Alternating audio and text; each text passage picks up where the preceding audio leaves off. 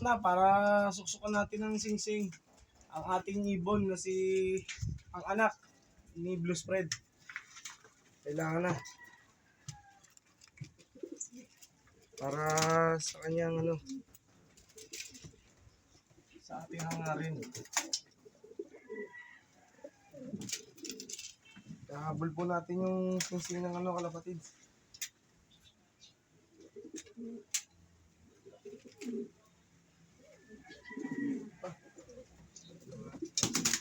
Ubod pa to.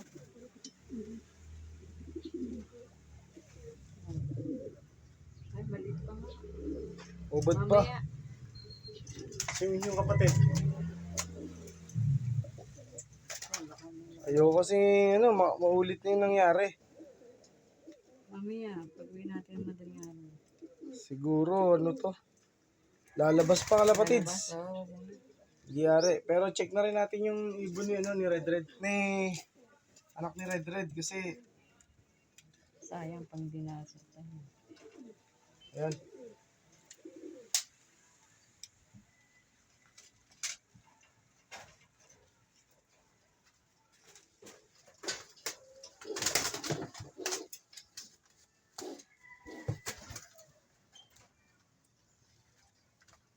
Ito kalapatids, may anak na po si Red Red. At ito po. Dalawa po, perfect po ang pisa niya. Ganda. Ay, may patuka pa oh. May balat pa ng balat ng itlog. Sinubo ni Red Red sa anak niya. At may itlog na po. Si Hayden, saka si Totoy Guapo. Sana naman mapisa ito ng ayos. Ang ating pag-iibon. Mahirap. Mahirap po talaga. Yan. Nilabas po natin yung iba kalapatids para makapagpag sa kanilang katawan. Mahirap naman pag nasa loob lang sila nasa loob. Mahirap po yun. Hindi natin masabi kasi yung panahon na magkakasakit sila. Hindi natin alam yun. Sila mismo sa katawan nila, yung body movement nila, body motion, yung kanilang body physique, hindi natin makikita sa kanila. Kasi nga, hindi sila nagsasalita. Pero kung sakali, matuto sila, makapag-aral sila, yan. Ay, bata pala yun. Tao pala yun.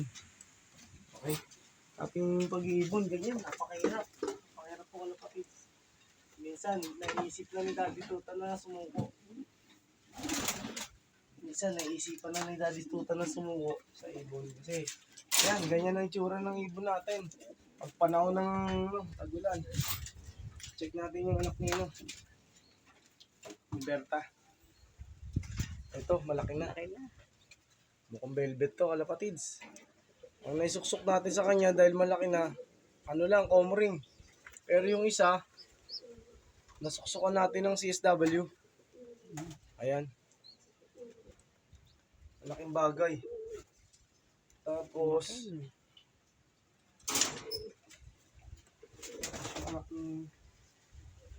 ito po, guys, si Baldado nasa ilalim. May anak na po si Baldado, kalapatids. Wow. Sana mabuhay niya. Dado. Mahirap kasi ang sistema ng panahon. Aray ko. Diyos ko. Ganyan po talaga siya. Napaka-sweet niya talaga. Oh, napaka-sweet talaga, oh. Ayan po ang galing ni Baldado, kalapatids.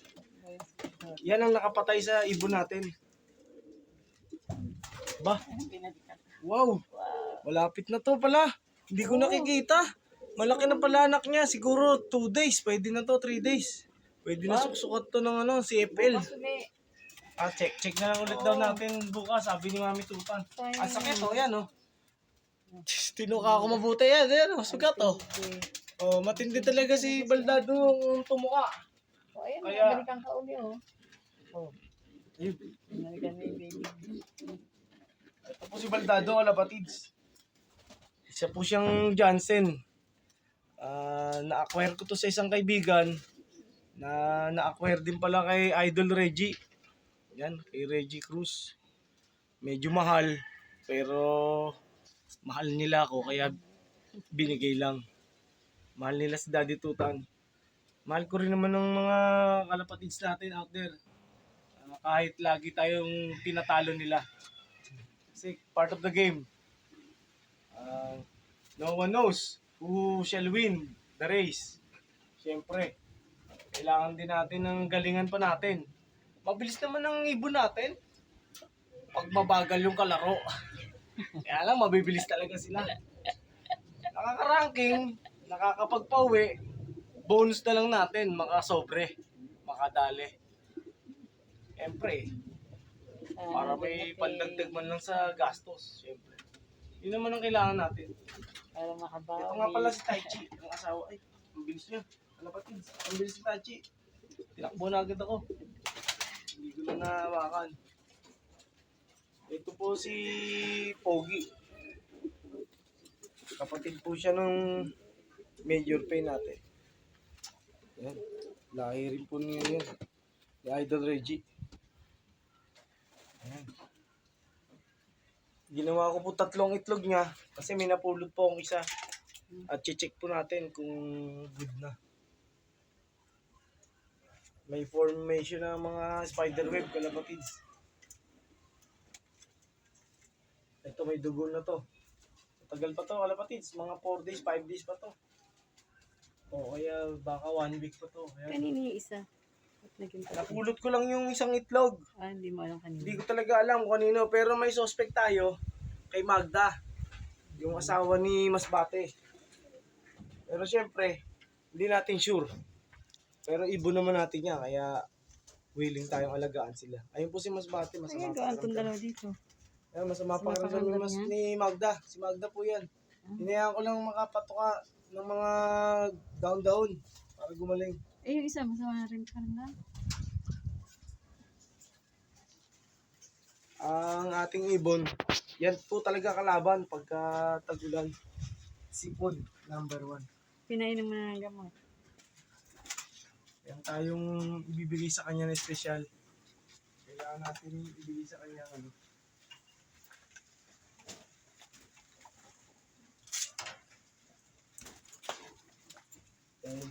Little bit shaky si ano. Little bit shaky po si... Meron pa po tayo ditong 3 B-complex na pantao. Bibigay na po natin sa kanila. Ba, may 2 pa pala. Okay. Manonood pa to kung kanino to may bibigay. Pero huli na po natin. Ito po si Dida. After ng 3 days na quarantine niya, nalipad na po siya ulit. Hayaan ko lang po siya, kalapatids.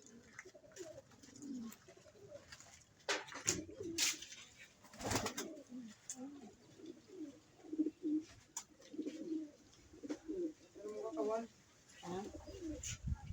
Maganda naman katawan. Ito. Ito kalapatids, ang B-complex na pantao. Bibigay po yan ni Daddy Tutan sa kanila. Para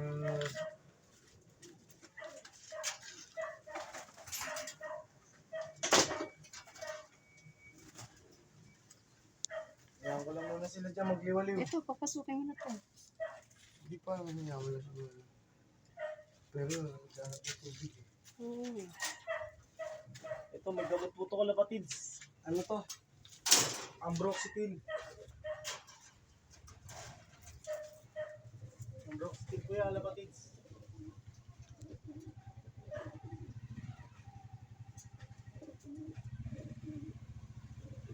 Ayun.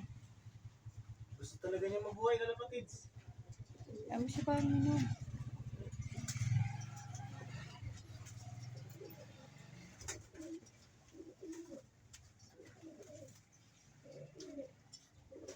Ang ating ibon. Mahirap po talaga kalapatids. Napakahirap po ng buhay natin bilang pansier. Kaya lang, nandito sila eh.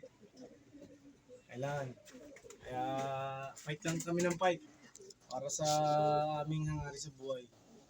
Ang ating pag-iibon, hindi na siguro mawawala sa buhay ni Daddy Tuta niyan. Kasi talaga since my early early years, mga 9 years old lang ako, nagkaroon ako ng sarili kong kalapate. Binigyan ako ng kuya ko ng 2 pares. Uso pa noon yung mga popcorn ng ilong, mga English carrier. Yung po ang kauna-unahan kong ibon, mga malalaki ilong. Na napagbatyagan ko, matataas naman ang lipad.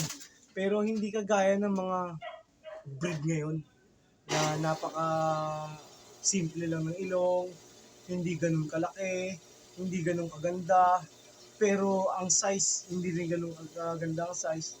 Pero iniisip ko, bakit sila nakakapagpa-champion ng ganoon ng mga itsura?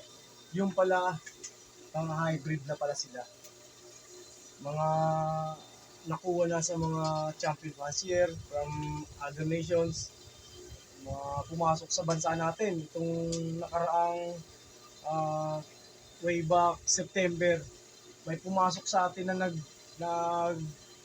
nag-release na galing sa Macau na mga pangkarera sa dagat po hinagis. Siguro yung ibang ibon na giginda na sa atin na liligaw, nahuhuli ng ibang fancier.